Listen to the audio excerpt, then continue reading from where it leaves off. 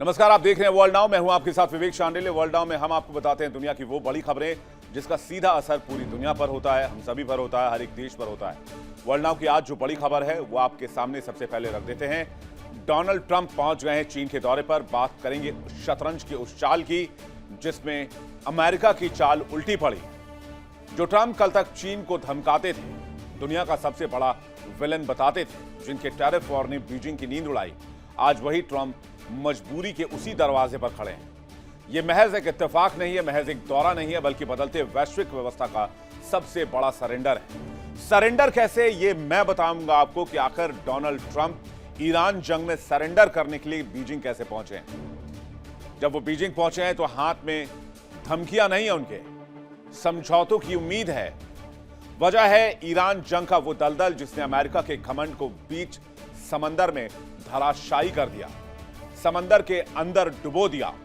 Operation epic fury के नाम पर ईरान को कुचलने निकले थे ट्रंप, लेकिन ट्रंप को अंदाजा नहीं था कि होर्मुज की घेरेबंदी अमेरिका की ऊर्जा नसी काट देगी और उसी होर्मुज में अमेरिका का घमंड भी डूबेगा, अमेरिका की साख भी डूबेगी और ट्रंप की नाक भी डूबेगी। आज वॉशिंगटन में महंगाई की आंधी है और सेना के पास मिसाइलों का काल, लेकिन असली खेल यहीं छिपा है, रेयर अर्थ मिनरल्स और सप्लाई चेन के पीछे।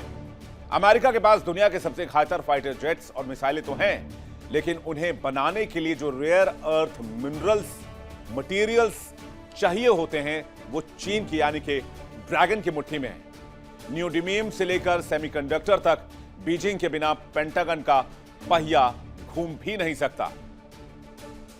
उसकी डिफेंस और सामरिक ताकत में सेंधमारी हो सकती है।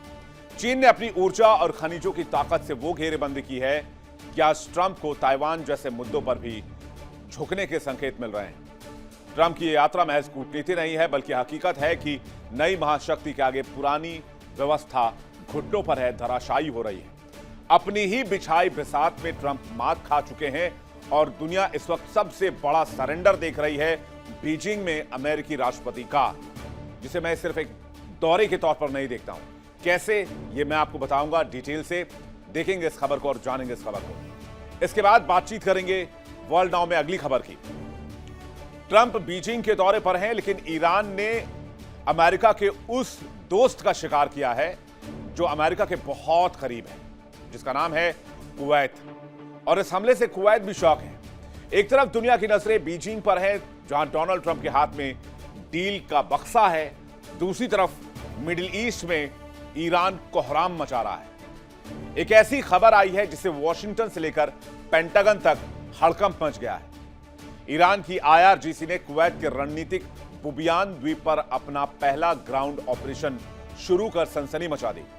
यह महज एक सैन्य झड़प नहीं है, बल्कि अमेरिका को सीधा मैसेज है कि जब ट्रंप चीन के दौरे पर हैं, उसी वक्त ईरानी लड़ाके अमेरिका के सबसे खासम खास कुवैत को ठोक रहा है। चीन का अरबों का निवेश और अमेरिका के मरीन दस्ता यहां पर मौजूद हैं। बुबियान पर बना मुबारक अल कबीर पोर्ट चीन के बेल्ट एंड रोड का अहम हिस्सा है और यहां हमला कर ईरान ने शी जिनपिंग को भी यह मैसेज दे दिया है कि अगर अमेरिका से बहुत साठगांठ करने की कोशिश की तो दांव उल्टा भी पड़ सकता है और ड्रैगन इस इलाके में महफूज नहीं रहेगा। होर्मुज को टोल बूथ में बदलने के बाद अब ईरान ने खाड़ी के मुहाने पर नया मोर्चा खोल दिया है और ग्राउंड ऑपरेशन शुरू कर दिया है। ट्रंप जिसे लाइव सपोर्ट पर सीज फायर कर रहे थे, अब वो दम तोड़ता दिख रहा है।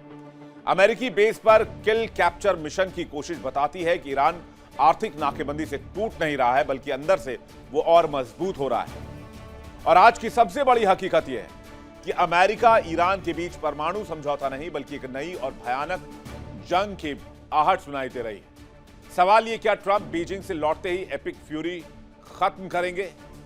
क्या डील पर बातचीत बन जाएगी? क्या ईरान ड्रैगन की बात मानेगा या फिर ईरान खेलेगा सबसे बड़ा खेल जिसकी शुरुआत उसने कुवैत पर हमले के साथ कर दी है? जानेंगे इस खबर को डिटेल से। फिर वर्ल्ड नाउ में बातचीत करेंगे रूसी राष्ट्रपति पुतिन के उस हथियार के बारे में जिससे अमेरिका बहुत घबराया हुआ है। दुनिया एक तरफ अमेरिका ईरान के जंग को बहुत क्लोजली वॉच कर रही है, मॉनिटर कर रही है, लेकिन दूसरी तरफ पुतिन ने यूरोप और अमेरिका में सनसनी मचा दी है। मॉस्को के आसमान में एक ऐसी चिंगारी देखी गई जिसने सुपर पावर्स के चक्के छुड़ा दिए। रूस ने अपनी सबसे घातक इंटरकॉन्टिनेंटल बैलिस्टिक मिसाइल समट RS-28 का सफल परीक्षण कर दुनिया को हिला दिया है। इस मिसाइल का वजन 208 टन है। यह मिसाइल महज एक हथियार नहीं है, यह विनाश का वो सामान है जिसे नेटो ने सैटन का नाम दिया, यानी कि शैतान का नाम। और पुतिन ने जो खुलासा किया है उसके बाद तो दुनिया की कई महाशक्तियों के हाथ पांव फूल गए हैं। पुतिन बता रहे हैं कि इस मिसाइल की ताकत 35,000 किलोमीटर तक मार करने की है। 35,000 किलोमीटर संभावित रेंज का मतलब जानते हैं आप? यह मिसाइल धरती के एक से ज्यादा चक्कर लगा सकती है। यानी पुतिन अब दक्षिण ध्रुव के रास्ते अमेरिका के उस पिछले रास्ते पर हमला कर सकते हैं जहां पेंटागन का कोई डिफेंस सिस्टम ही नहीं है। यह परीक्षण ऐसे वक्त में हुआ है जब न्यू स्टार्ट जैसी परमाणु संधियां जो है वो खत्म हो चुकी है अमेरिका रूस के बीच में। पुतिन ने इस टेस्ट को करके साफ कर दिया है कि सरमट को रोकने वाली तकनीक फिलहाल इस ग्रह पर इंसानों के पास मौजूद नहीं है। एलियंस के पास हो तो पता नहीं, वो अमेरिका को पता हो सकता है, ट्रंप को पता हो सकता है, क्योंकि एलियंस जुड़ी फाइल उन्हीं के पास है। इसकी रफ्तार और हाइपरसोनिक जैसे हथियारों को ले जाने की क्षमता इस मिसाइल को अचूक बनाती है। जहां ट्रंप सप्लाई चेन के लिए चीन के सामने झुक रहे हैं, ईरान जंग से निकलने के लिए ड्रैगन के सामने सरेंडर कर रहे हैं, वहीं पुतिन अपने मिसाइलों को दिखाकर मसल फ्लेक्स कर रहे हैं और अपनी ताकत दुनिया के सामने रख रहे हैं। सरमट का यह लॉन्च अमेरिका, चीन, नेटो सबके लिए खुली चेतावनी है। रूस को हल्के में लेना आज के दौर में आत्मघाती साबित हो सकता है। दुनिया में एक ऐसे परमाणु हथियारों के होड़ में दाखिल हो गई है जहां कोई नियम नहीं है, जहां सिर्फ विनाश की रफ्तार मायने रखती है। तो पुतिन के इस नए 35,000 किलोमीटर वाले ICBM इंटरकॉन्टिनेंटल बैलिस्टिक मिसाइल से क्या होने वाला है और पुतिन ने इस मिसाइल को टेस्ट क्यों किया, इसके पीछे की रणनीति क्या है, बताएंगे आपको वर्ल्ड नाउ में। तो चलिए शुरुआत करते हैं और देखते हैं वर्ल्ड नाउ में इन खबरों को डिटेल से। 2.5 महीने के इस जंग के दरमियान अब डोनाल्ड ट्रंप पहुंच गए हैं चीन के दौरे पर। लेकिन डोनाल्ड ट्रंप चीन के दौरे पर क्यों पहुंचे, बताएंगे आपको। इस बीच बड़ी खबर जान लीजिए। अमेरिकी राष्ट्रपति डोनाल्ड ट्रंप पहुंच गए हैं। बीजिंग एयरपोर्ट पर भव्य स्वागत हुआ है। कल जिनपिंग से मुलाकात होने वाली है। कल अमेरिका और चीन के बीच बायलैटरल मीटिंग भी है। शिखर सम्मेलन में भी ट्रंप हिस्सा लेंगे और कई मुद्दों पर बातचीत हो सकती है। डोनाल्ड ट्रंप की यह तस्वीर आप देखिए, थोड़ी देर पहले की तस्वीर है जब डोनाल्ड ट्रंप का एयरफोर्स 1 जो अमेरिकी राष्ट्रपति को लेकर चलता है, यह विमान बोइंग 767, और इसकी तस्वीर आप देखिए डोनाल्ड ट्रंप जब बाहर आ रहे थे विमान से, उस वक्त की तस्वीर है। और उस वक्त काफी जबरदस्त तरीके से स्वागत किया गया है डोनाल्ड ट्रंप का। तो डोनाल्ड ट्रंप को आखिर चीन क्यों जाना पड़ा, जबकि वो एक बार दौरा रद्द कर चुके हैं। यह तस्वीर उस वक्त की है जब डोनाल्ड ट्रंप अपने विमान से बाहर आए और विमान के बाहर चीन में उनका भव्य स्वागत किया गया। एक और बड़ी खबर आपको जल्दी से बता देते हैं। चीन के उपराष्ट्रपति ने ट्रंप का स्वागत किया है। उपराष्ट्रपति खुद एयरपोर्ट पहुंचे थे और उन्होंने ट्रंप का स्वागत किया। ट्रंप के साथ अमेरिकी बिजनेस डेलीगेशन भी चीन में है। Elon Musk, Tim Cook, Jensen Huang भी पहुंचे हैं। ईरान युद्ध के बीच ट्रंप का यह दौरा बेहद इंपॉर्टेंट माना जा रहा है। यह तस्वीर आप देखिए, रेड कार्पेट वेलकम मिला है डोनाल्ड ट्रंप को।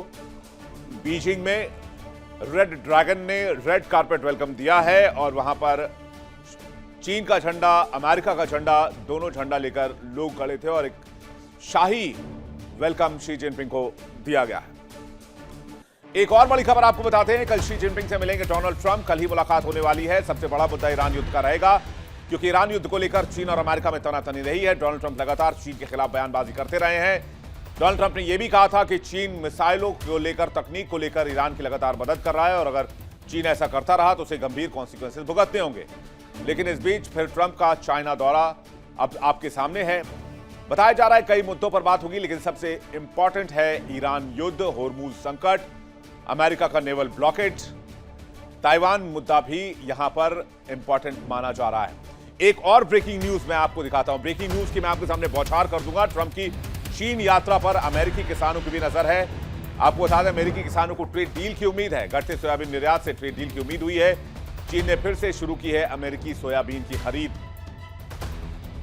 तो अमेरिकी जो किसान हैं वो इस दौरे से काफी ज्यादा उम्मीद बांधे हुए हैं। लेकिन असल मसला क्या है, कहानी ओरिजिनल क्या है? ठीक है, किसानों की बात हो जाएगी, ठीक है, व्यापार की बात हो जाएगी, ठीक है, बाकी मुद्दों की बात कर लेंगे, लेकिन इस दौरे की ओरिजिनल स्टोरी क्या है? क्या आपको पता है? ट्रंप के दौरे की असली कहानी मैं आपको बताता हूं। शी जिनपिंग करीब 2 दिन में 2 बार ट्रंप से मिलेंगे। किन किन मुद्दों पर बात होगी हमने आपको बताया, लेकिन इसके पीछे की खबर क्या है? आखिर ट्रंप क्यों पहुंचे हैं बीजिंग, जब वो पहले ही दौरा कैंसिल कर चुके थे? उस वक्त जंग का हवाला दिया गया था। जंग तो अभी भी है, जंग तो खत्म नहीं हुई है।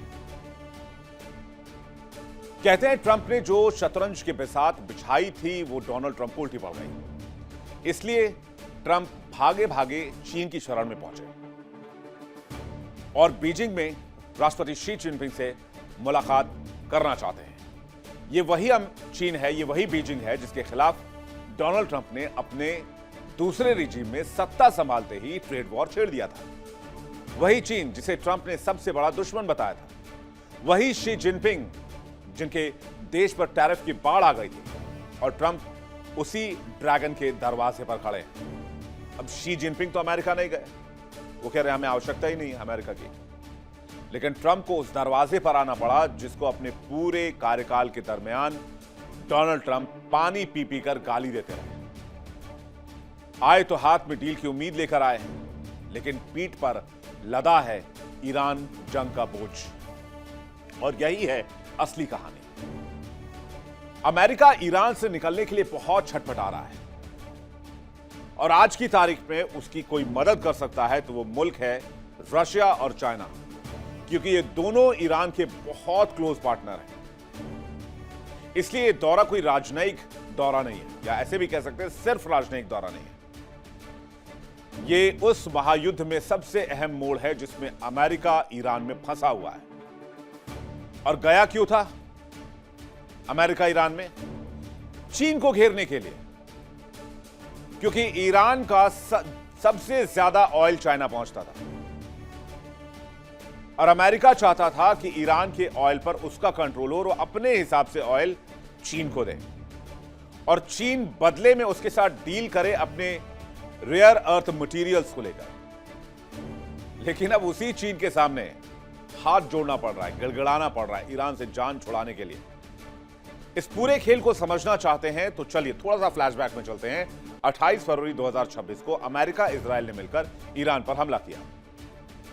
इस ऑपरेशन को नाम दिया गया एपिक फ्यूरी। ईरान के सुप्रीम लीडर आयतोला अली खामनी को मार दिया। परमाणु मिसाइल ठिकानों पर हमला किया गया। अमेरिका ने सोचा कि एक तीर से 2 इलाज करेंगे या 2 निशाने साधेंगे। पहला तो ईरान के ऑयल को कंट्रोल कर लेंगे और दूसरा लगे हाथ इजराइल की भी मदद हो जाएगी और ईरान का परमाणु कार्यक्रम ध्वस्त कर देंगे। तो क्या सच में ईरान का परमाणु कार्यक्रम ही निशाना था या कहानी कहीं और से चलती है?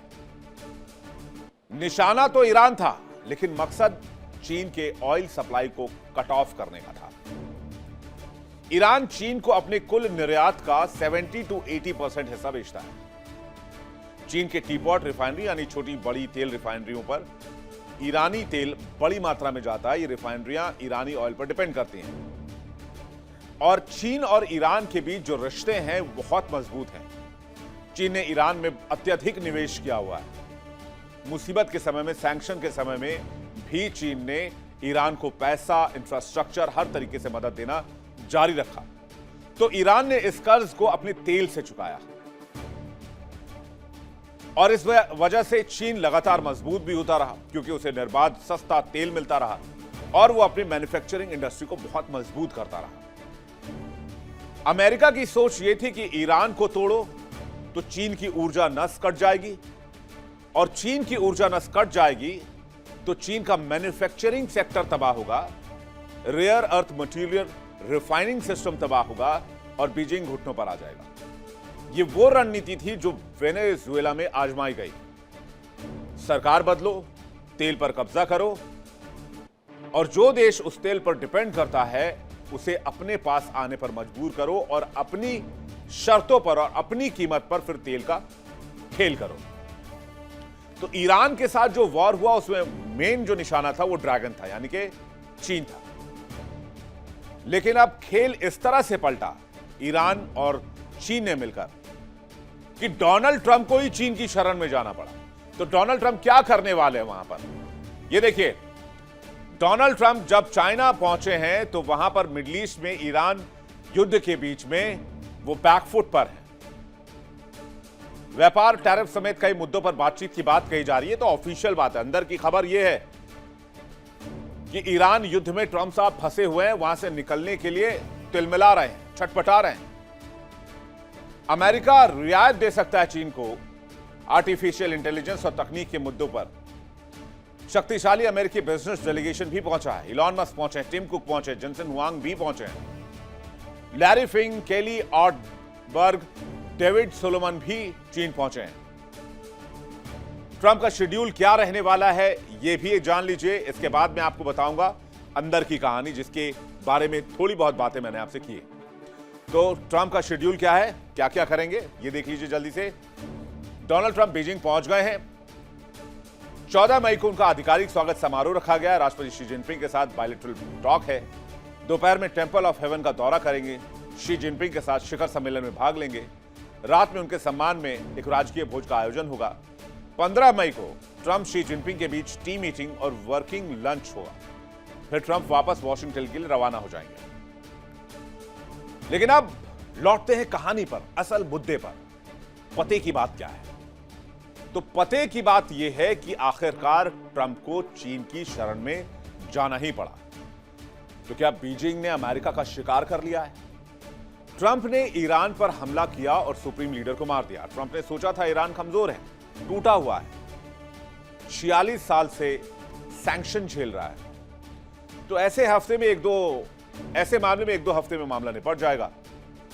रिजीम चेंज कर देंगे, सरकार कब्जे में ले लेंगे, जैसा बांग्लादेश में किया था। लेकिन ट्रंप को अंदाजा नहीं था कि ईरान का रिटेलिएशन इतना जबरदस्त होगा और उसके जख्म से अमेरिका उबर ही नहीं पाएगा। एक दो हफ्ते छोड़िए, यह जंग 10 हफ्ते से ज्यादा हो चुकी है, लेकिन ईरान टस से मस नहीं हुआ है। ईरान ने इजराइल में खाड़ी में अमेरिकी ठिकानों पर, अमेरिका के मित्र देशों पर इतने हमले किए कि इन्हें छलनी कर दिया। बहरीन में सायरन बजे, कुवैत में धमाके हुए, अबू धाबी पर हमले हुए। कुवैत पर तो फिर से हमला हुआ है और कुवैत में तो ग्राउंड ऑपरेशन ईरान ने शुरू कर दिया है। इसकी कहानी मैं आपको अगली स्टोरी में बताऊंगा। तो कहने का मतलब यह है कि ईरान ने इसके बाद होर्मुज भी बंद कर दिया। तो चारों तरफ से घेरेबंदी करके चक्रव्यूह बनाकर अमेरिका को इसके बीचों बीच फंसा दिया गया। पूरी दुनिया में ऊर्जा आपूर्ति हिचकोले खाने लगी, तेल के दाम आसमान छूने लगे, अमेरिका में महंगाई की आंधी आ गई। ट्रंप ने डेडलाइन पर डेडलाइन दी, ईरान पर कोई असर नहीं हुआ। 21 मार्च, 23 मार्च, 7 अप्रैल कि ईरान बिना शर्त के आत्मसमर्पण करे। ईरान झुकने वाला नहीं था। अंत में पाकिस्तान जैसे एक गलीच देश को मीडिएशन के लिए लाया गया। 8 अप्रैल को अस्थायी युद्ध विराम का ऐलान हुआ। लेकिन दुनिया जानती है कि युद्ध विराम भी खतरे में है। फिर ट्रंप के अपने शब्दों में उन्होंने कहा कि मैसिव लाइफ सपोर्ट पर सीजफायर है। तो आखिरकार 74 दिन की जंग में हासिल क्या हुआ? क्या रिजीम चेंज कर पाया अमेरिका? नहीं कर पाया। क्या ईरान के ऑयल को कंट्रोल कर पाया? नहीं कर पाया। क्या होर्मुज खुलवा पाया? नहीं कर पाया। हाँ, यह बात और है कि ईरान की सेना को नुकसान जरूर पहुंचा, लेकिन रिजीम नहीं चेंज हो पाया। अमेरिका की मिसाइल इन्वेंट्री बुरी तरीके से खाली हो गई। ईरान से जंग में अमेरिका को बहुत नुकसान हुआ। अमेरिका की आधुनिक सैन्य ताकत, F-35 लड़ाकू विमान, टॉमहॉक मिसाइलें, HIMARS rocket system, patriot air defence, interceptors, सब आधे से ज्यादा खत्म हो गए। अब अमेरिका को इन चीजों को बनाना भी है। तो जिस बीजिंग को निशाना बनाकर, जिस चीन को निशाना बनाकर अमेरिका ने जंग की शुरुआत की थी, अब वही बीजिंग अमेरिका के लिए संजीवनी बूटी की तरह हो गया। अब अमेरिका को अपने जितने मिसाइल्स हैं, बाकी जो उनके हथियार हैं, उनको दोबारा रिफिल भी करना है। और रिफिल करने के लिए कंपोनेंट बहुत जरूरी है, रेयर अर्थ मिनरल्स। और रेयर अर्थ मिनरल्स की सप्लाई चेन पर चीन का करीब करीब एकाधिकार है, आधिपत्य है। चाहे वो नियोडिमियम हो, डिस्प्रोसियम हो, टर्बियम हो। ये नाम शायद आपने कम ही सुने हो, लेकिन इनके बिना कोई भी अत्याधुनिक चीज नहीं बनाई जा सकती। यहां तक कि हथियार भी नहीं बनाए जा सकते, मिसाइल भी नहीं बनाई जा सकती, F-35 फाइटर जेट तक भी नहीं बनाए जा सकते, इलेक्ट्रिक मोटर तक नहीं चल सकती। ईरान जंग में अमेरिका ने जितनी मिसाइलें दागी, उन्हें फिर से बनाने में अब भारी मात्रा में रेयर अर्थ मटेरियल चाहिए। और यह आएगा कहां से? तो जवाब है चीन से। विशेषज्ञों के मुताबिक अमेरिका के पास इन खनिजों का महज 2 महीने का भंडार था। अब जब मिसाइल खर्च हो गई है, चीन की जरूरत और भी बढ़ गई है। रक्षा जानकार मानते हैं कि चीन इस बार ट्रेड वार्ता में ड्राइवर की सीट पर बैठा होगा, जबकि अमेरिका इस बार ड्राइविंग सीट पर नहीं होगा। यानी ईरान पर जब हमला हुआ तो पासा उलट गया, ट्रंप के हाथ से चीजें फिसल गईं। ईरान और रेयर अर्थ के अलावा एक और मोर्चा है, सेमीकंडक्टर। अमेरिका ने चीन को अत्याधुनिक चिप्स बेचने पर पाबंदी लगाई। अब जब ट्रंप चीन के दौरे पर है तो एनवीडिया के सीईओ जेसन हुआंग को खुद ट्रंप ने फोन करके दौरे पर बुलाया, क्योंकि एआई और सेमीकंडक्टर की बातचीत इस शिखर वार्ता का अहम हिस्सा है। चीन ने अपनी रेयर अर्थ सप्लाई को रोककर या धीमा कर पहले ही संकेत दे दिया था कि उसे हथियार के तौर पर इस्तेमाल करेगा। जैसे अमेरिका ने टैरिफ को हथियार के तौर पर इस्तेमाल किया, जैसे ईरान ने होर्मुज को अपने हथियार के तौर पर इस्तेमाल किया, वैसे ही चीन रेयर अर्थ मटेरियल्स को हथियार के तौर पर इस्तेमाल करता है।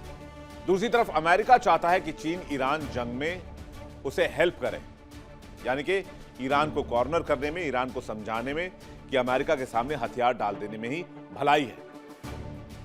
तो अब आ जाते हैं इस मुद्दे पर कि भाई ट्रंप जो है वो चीन के दौरे पर पहुंचे हैं, तो वो चाहते क्या है, शी जिनपिंग से क्या मांगने गए? आइए मैं आपको बताता हूं। सबसे इंपॉर्टेंट चीज कि माई बाप ईरान से निकलवाओ, ईरान में फंस गए और बहुत नुकसान हो रहा है, फंस चुके हैं बुरी तरीके से। ईरान को हथियार देना बंद कीजिए। आपके हथियार से ईरान ने अमेरिका की धनिया कर रखी है। खासकर सरफेस टू एयर मिसाइलें, रेयर अर्थ मटेरियल की सप्लाई जारी है। अमेरिका को भी रेयर अर्थ मटेरियल चाहिए मिसाइल भंडार को दोबारा रिफिल करने के लिए। बदले में चीन क्या चाहेगा? चीन चाहेगा ट्रेड ट्रूस बना रहे, टैरिफ युद्ध को खत्म किया जाए। सबसे इंपॉर्टेंट, ताइवान के मुद्दे पर अमेरिका बैकफुट पर है। सेमीकंडक्टर पर कुछ रियायतें मिले,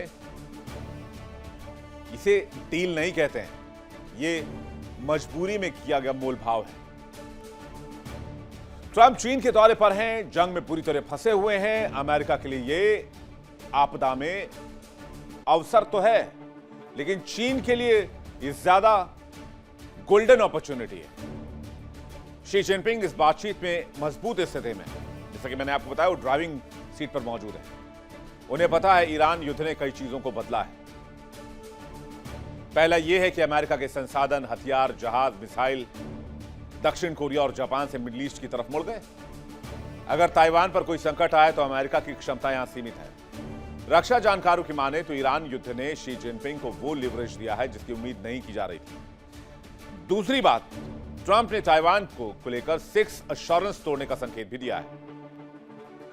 बीजिंग रवाना होने से पहले ट्रंप ने कहा कि वो ताइवान को हथियारों की बिक्री पर सोच सकते हैं। यह चीन के लिए बहुत बड़ी रियायत हो सकती है। बदले में चीन ईरान के साथ अमेरिका की डील करवा सकता है। तीसरा मामला यह है कि चीन ने ईरान के विदेश मंत्री से मुलाकात की और चीन को ही श्रेय दिया जाता है कि उसने युद्ध विराम के लिए ईरान को मनाने पर राजी कर लिया। यानी अब ईरान जंग को खत्म करने की मास्टर की, यानी कि मेन चाबी चीन के पास है, ऐसा अमेरिका मानता है। तो चीन जाने से पहले डोनाल्ड ट्रंप की उम्मीदें क्या थी, ये तो हम समझ चुके हैं। लेकिन डोनाल्ड ट्रंप कह क्या रहे हैं, उनका बयान क्या है, वो आपको सुनवाते हैं। Well, we're going to see, and we'll be thinking about it on the flight, and we'll be thinking about it for the next little while. But we've beaten their military very soundly. That's over with. The blockade is very effective. It's been 100% effective. And one way or the other, it's going to work out very well. It's going to work out very well. I think you're going to have so much oil, you're going to have a gusher of oil like you've never had before. So when oil goes up a little bit, I thought it would go up much more. If you go back 3-4 months ago, when we were contemplating, we assumed oil would go much higher. Yesterday it was at $99. And if you think about it, I would have taken that all day long because it's very simple. Iran cannot have a nuclear weapon. They will not have a nuclear weapon. They know that. They've agreed to that. And then that's not what they said to me when it came to bed. We don't play. अच्छा, Trump की तारीफ जितनी कीजिए उतनी कम है।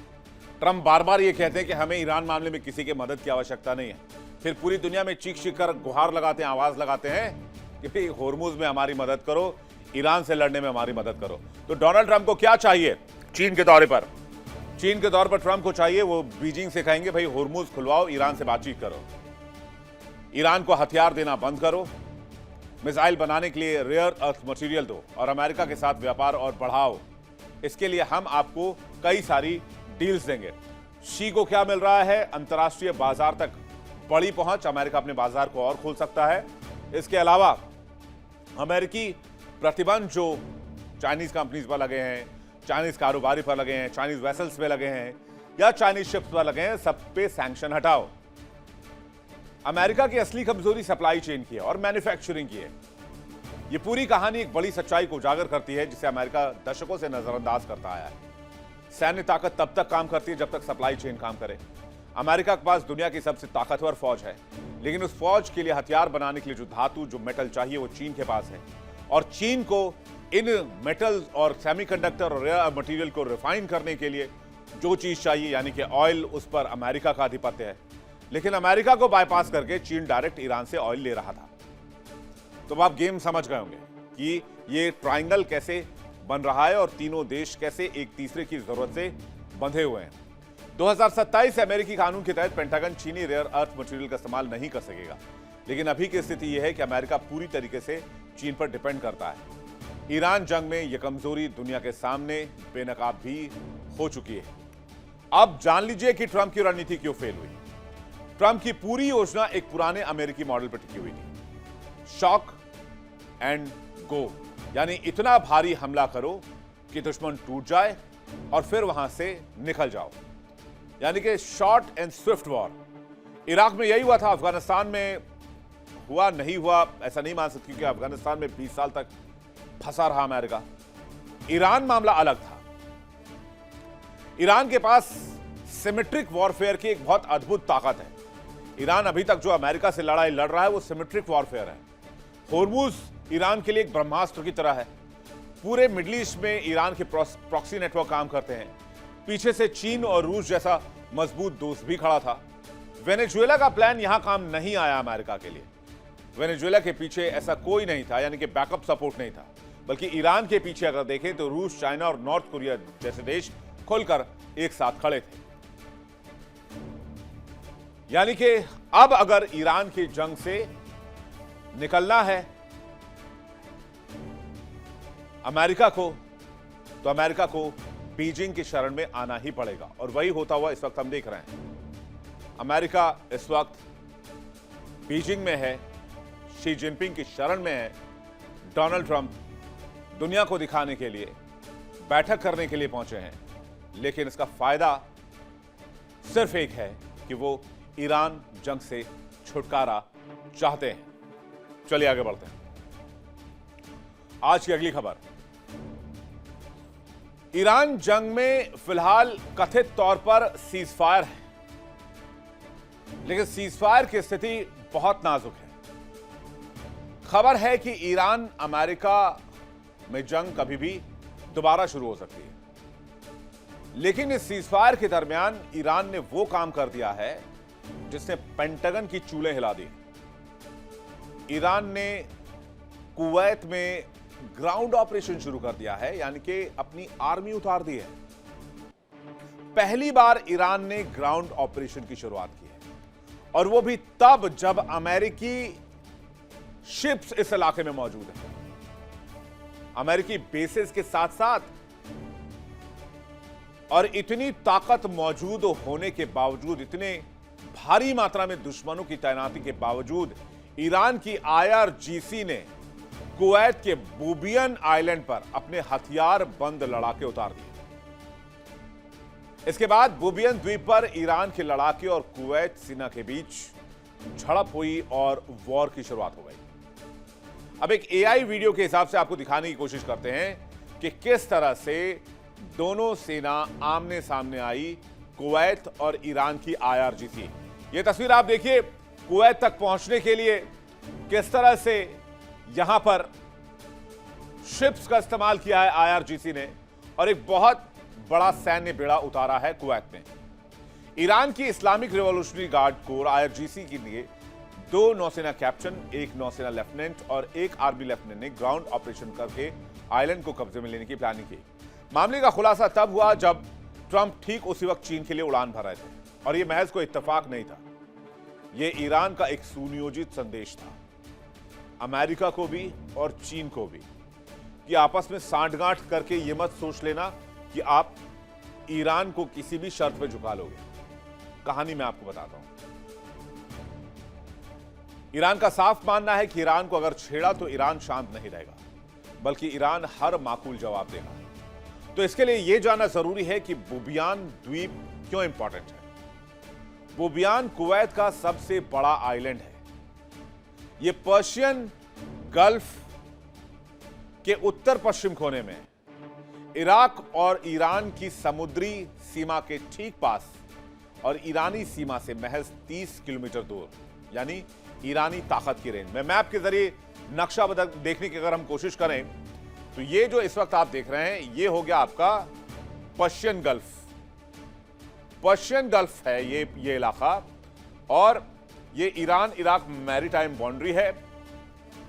इस तरफ Iraq है, कुवैत है, और कुवैत का ये जो द्वीप आप देख रहे हैं, ये है बोबियन आइलैंड। बोबियन आइलैंड पर कुवैत का एक तरह से एकाधिकार है। कुवैत इसी बोबियन आइलैंड से, ध्यान से सुनिएगा, इसी बोबियन आइलैंड से कुवैत अपने ऑयल को लोड करता है शिप्स पर। इस आइलैंड पर कुवैत का बहुत बड़ा ऑयल इंफ्रास्ट्रक्चर है, और अगर ये आइलैंड ईरान के कब्जे में आ जाता है, जो कि बहुत ज्यादा दूर नहीं है, ये महज 30 किलोमीटर है ईरानियन मैरीटाइम बॉर्डर से। ये द्वीप अगर ईरान कब्जा लेता है तो कुवैत के ऑयल को ईरान कंट्रोल करेगा। आप समझिए कितना बड़ा गेम चल रहा है। यानी ईरान मिडिल ईस्ट के देशों को यह समझाने की कोशिश कर रहा है कि अमेरिकी ताकत, अमेरिका का सुपर पावर होना, यह सब पुरानी बात हो चुकी है। इस इलाके में अब ईरान की चलेगी।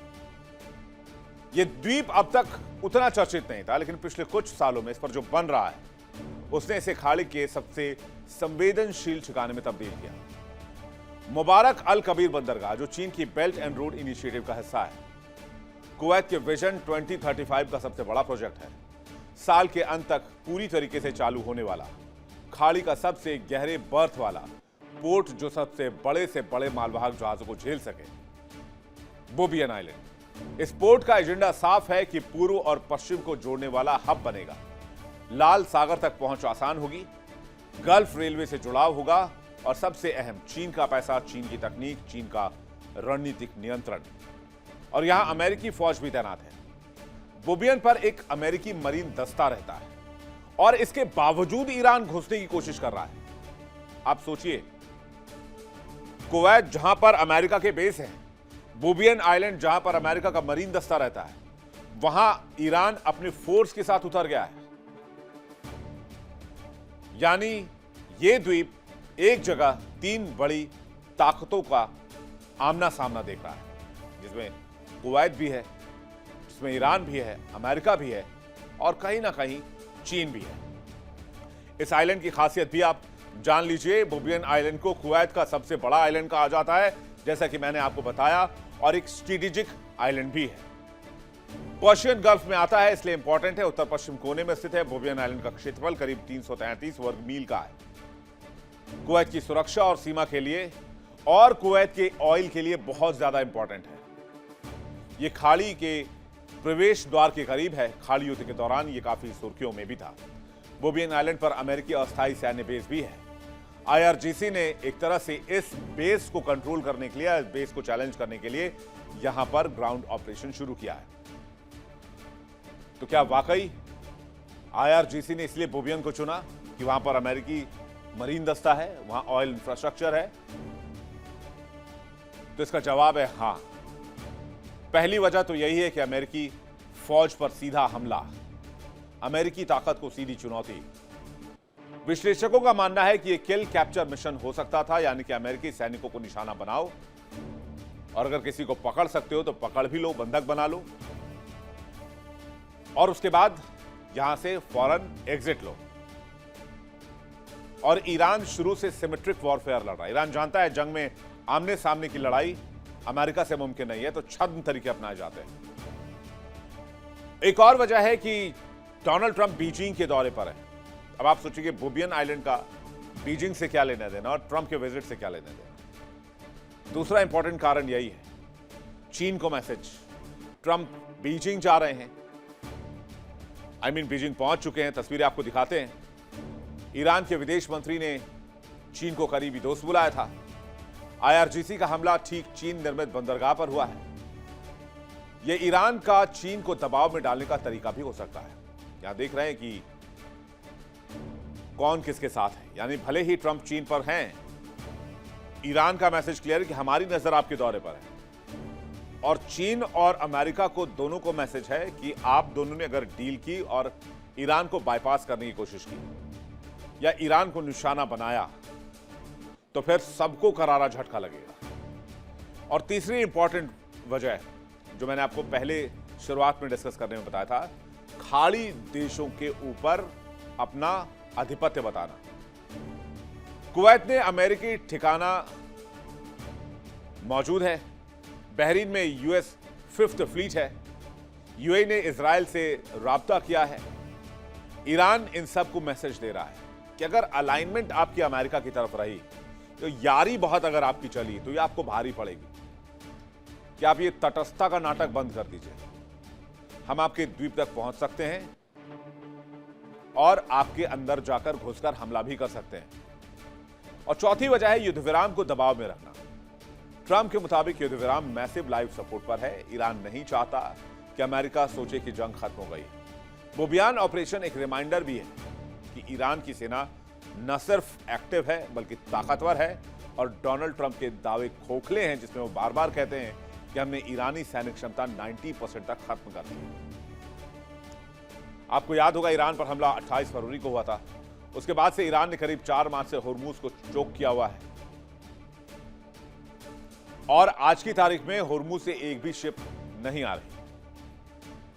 लेकिन ईरान यही नहीं रुका।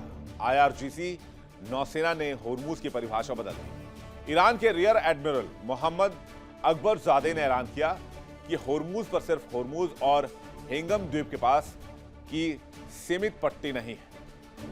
अब ये जास्क और सिरीक से लेकर ग्रेटर टूम द्वीप तक फैला 500 किलोमीटर का एक विशाल ऑपरेशनल जोन है।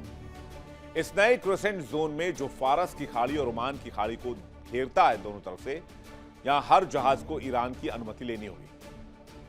IRGC निर्धारित कॉरिडोर में चलना होगा, आप उससे इधर उधर नहीं जा सकते हैं और अगर नहीं चले तो आपकी जहाज को डुबो दिया जाएगा। और यही सबसे बड़ी तकलीफ अमेरिका की है, जिसमें अमेरिकी राष्ट्रपति डोनाल्ड ट्रंप पहुंचे हैं कि दुनिया भर के शिप्स बुला लेने के बावजूद ईरान मानने को तैयार नहीं। तो ईरान क्या मैसेज देना चाह रहा है, ये देखिए तस्वीर आप जो देख रहे हैं, फुल की तस्वीर देखिए। डोनाल्ड ट्रंप पहुंचे और बहुत ही ग्रैंड रेड कारपेट वेलकम दिया गया है। वैसे भी बीजिंग ने अमेरिका का शिकार तो कर ही लिया है, अब रेड कारपेट वेलकम दें या फिर ग्रीन कारपेट वेलकम दें, लेकिन नुकसान अमेरिका का है।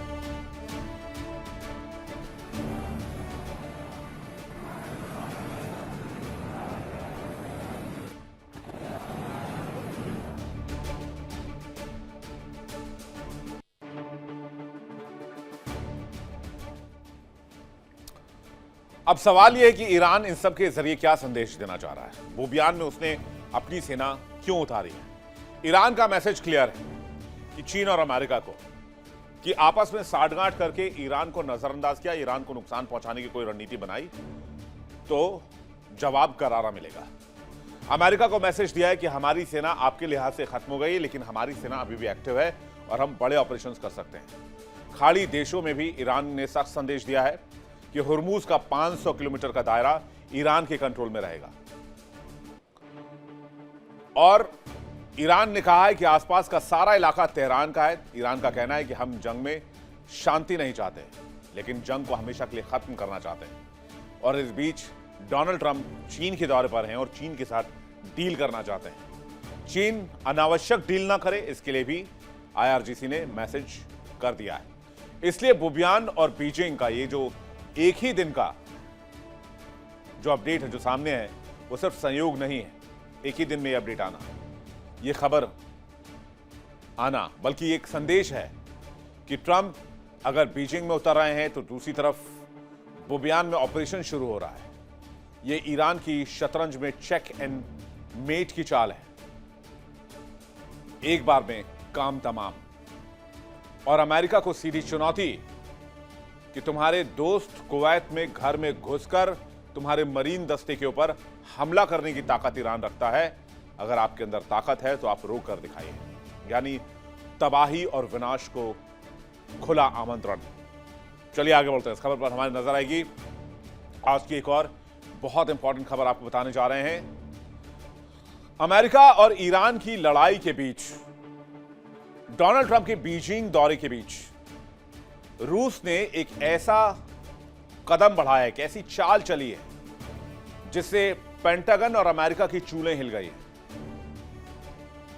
इस वक्त खबर यह है कि पेंटागन में रक्षा अधिकारियों की बैठक सिर्फ इस बात के लिए चल रही है कि रूस ने आखिर ये क्या बना लिया है। रूस ने हाल ही में सरमट मिसाइल का परीक्षण किया, जो दुनिया की सबसे खतरनाक मिसाइल है और वो दुनिया के किसी भी कोने में जाकर किसी भी टारगेट को कभी भी हिट कर सकती है। बीते दिन मॉस्को के एक क्रेमलिन में विशाल मिसाइल आसमान में देखी गई, जिसका वजन 200 टन से ज्यादा था, 35 मीटर से ज्यादा लंबाई। ये तस्वीर आप देख लीजिए, तस्वीर आपके सामने है। और ताकत परमाणु हथियारों से लैस करने की ताकत। रूस के स्ट्रेटेजिक मिसाइल फोर्सेस के कमांडर कर्नल जनरल सरगेई कराकाएव ने पुतिन को रिपोर्ट दी और कहा कि लॉन्च कामयाब हो चुका है, हमने सभी टारगेट अचीव कर लिए हैं। इसके बाद पुतिन ने ऐलान किया कि सरमट साल के अंत तक तैनात कर दी जाएगी और यह दुनिया की सबसे ताकतवर मिसाइल होगी। जरा फुल स्क्रीन देखिए किस तरह से इस सरमट मिसाइल को टेस्ट किया गया है। सरमट की खासियत मैं आपको बताऊं, उससे पहले आप ये अंदाजा लगा कर रखिए कि ये मिसाइल कहां तक मार कर सकती है।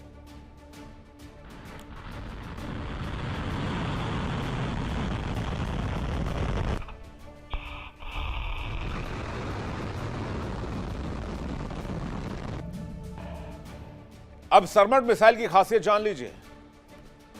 RS-28 सरमट दुनिया की सबसे ताकतवर मिसाइल है। नेटो ने इसे सेटन का नाम दिया है। यह पुतिन का एक भारी भरकम ICBM है, जिसे पिछले पुराने मिसाइल को रिप्लेस करने के लिए बनाया गया है। इस मिसाइल का वजन 208 टन है, इसमें 10 टन पेलोड है, 180 टन तरल ईंधन है, लंबाई 35 मीटर से ज्यादा है। रेंज जो है वो सामान्य बैलिस्टिक प्रक्षेप से ज्यादा है और मारक क्षमता जो है 18,000 किलोमीटर तो बता रहे हैं अभी, 35,000 से ज्यादा किलोमीटर तक इसकी मारक क्षमता बढ़ाई जा सकती है। और अपने साथ ये सरमट 10 परमाणु वॉरहेड भी ले जा सकता है। पुतिन का दावा है कि दुनिया में, धरती पर किसी की ताकत नहीं, किसी देश की, कि वो इस मिसाइल को रोक ले। पुतिन ने कहा है कि इसकी मारक क्षमता 35,000 किलोमीटर तक जाएगी। और आप समझ लीजिए कि पृथ्वी की परिधि महज 40,000 किलोमीटर है। यानी रूस ने अगर इस मिसाइल को दागा तो पृथ्वी का कोई भी कोना इस मिसाइल से सुरक्षित नहीं रह सकता है। यानी यह मिसाइल सरमट धरती के लगभग पूरे एक चक्कर लगा सकती है। रक्षा जानकार मानते हैं कि मिसाइल दक्षिण ध्रुव के रास्ते अमेरिका पर हमला कर सकती है, जहां कोई मिसाइल डिफेंस सिस्टम नहीं है। पुतिन का दावा है कि सरमट मौजूदा और भविष्य में सभी एंटी मिसाइल सिस्टम को भेज सकती है। इसके पीछे 3 कारण हैं। पहला तो यह कि सरमट दक्षिण ध्रुव के रास्ते उड़ सकती है। अमेरिका के सभी ground based mid coast defence system Alaska और कैलिफोर्निया में तैनात हैं, मतलब सब निशाने पर आ गए। दक्षिण से आने वाली मिसाइल के लिए यह बेकार है। दूसरा यह है कि सरमट एवेंजगार्ड हाइपरसोनिक ग्लाइड व्हीकल ले जा सकती है, जो मैक 20 से भी तेज उड़ता है और रास्ते में दिशा भी बदल सकता है। आज की तारीख में इंसानों के पास कोई भी ऐसा इंटरसेप्टर मौजूद नहीं है जो किसी ऐसे डिफेंस सिस्टम में लगा हो जो इस मिसाइल को ट्रैक करके डाउन कर दे। तीसरी वजह यह है कि सरमट का बूस्ट फेज बहुत छोटा है, यानी सैटेलाइट के इंफ्रारेड सेंसर के पास इसे डिटेक्ट करने का समय भी नहीं होता है। लेकिन यह कामयाबी ऐसे ही नहीं आई है। सरमट 2022 के बाद से 5 परीक्षणों में 4 में नाकामयाब रहा। 2024 में एक बड़ा धमाका भी हुआ। 12 मई 2026 का पहला परीक्षण कंफर्म्ड बताया गया है कि कामयाब हो चुका है। तो आज की तारीख में रूस सबसे बड़ा खतरा यूएस के लिए क्यों है, यह आप ताकत देख लीजिए रशियन मिसाइल्स की। आरएस सम्राट आईसीबीएम 35,000 किलोमीटर तक मार कर सकती है। इसके अलावा एवेंगार्ड आईसीबीएम 6,000 किलोमीटर तक मैक 20 की स्पीड से। इसके अलावा ओरिश्निक मध्यम दूरी की आईआरबीएम है 5,000 किलोमीटर तक, और किंजल छोटी दूरी की मिसाइल 2,000 किलोमीटर तक मार कर सकती है। हाइपरसोनिक मिसाइल है। ज़िरकॉन मिसाइल 1000 से ऊपर किलोमीटर तक जा सकती है। पोसाइडन परमाणु पानी के भीतर का ड्रोन, रेंज असीमित। इसके अलावा ब्रुएस्निक रेंज असीमित, और स्कंदर एम 500 किलोमीटर तक, जो यूक्रेन में इस्तेमाल भी किया जा चुका है। ये तो रूस की ताकत हुई, लेकिन 35,000 किलोमीटर तक मारक क्षमता वाली मिसाइल, और वो भी तब जब रूस के पास 5,580 से ज्यादा न्यूक्लियर वॉरहेड्स हैं। दुनिया का सबसे बड़ा परमाणु हथियारों का भंडार रूस के पास है। इनमें से 1,710 तैनाती वाली स्थिति में है। अमेरिका के पास 400 LGM-30G मिनटमैन 3 मिसाइल है, और ये 3 एयरफोर्स बेसेस में साइलो में तैनात है। अगले दशक में इन्हें LGM-35A सेंटिनल में बदला जाएगा, लेकिन वो 2030 से पहले नहीं हो सकता है। मिसाइल डिफेंस के मामले में अमेरिका के पास ground based mid coast defence GMD है। 44 इंटरसेप्टर मिसाइलें अलास्का और कैलिफोर्निया में तैनात हैं, लेकिन ये सिस्टम सीमित है। 35,000 किलोमीटर से ज्यादा रेंज किसी मिसाइल का होना इस धरती पर मौजूद किसी भी देश के लिए बहुत घातक है, क्योंकि इस रेंज की मिसाइल किसी भी देश के पास नहीं है, इंक्लूडिंग अमेरिका। और इसलिए जब डोनाल्ड ट्रंप अमेरिका का गेम बिगाड़ रहे हैं, तो शी जिनपिंग, पुतिन और मुस्तफा खामनेई मिलकर अपने अपने देश को आगे बढ़ा रहे हैं और आपसी साझेदारी करके अमेरिका के इस चौथराहट को तोड़ रहे हैं। तो वर्ल्ड नाउ में फिलहाल इतना ही। वक्त छोटे से ब्रेक का है। ब्रेक पे जाने से पहले आपको बता दें, इंडिया डेली अब आपके स्मार्ट टीवी पर भी मौजूद है। इंडिया डेली 24/7 देखिए अपने स्मार्ट टीवी पर लाइव और लगातार। देखिए इंडिया डेली 24/7 अब आपके स्मार्ट टीवी पर। इंडिया डेली मौजूद है सभी डिजिटल प्लेटफॉर्म पर लाइव और लगातार। इंडिया डेली 24/7 हर दिन राष्ट्र को समर्पित।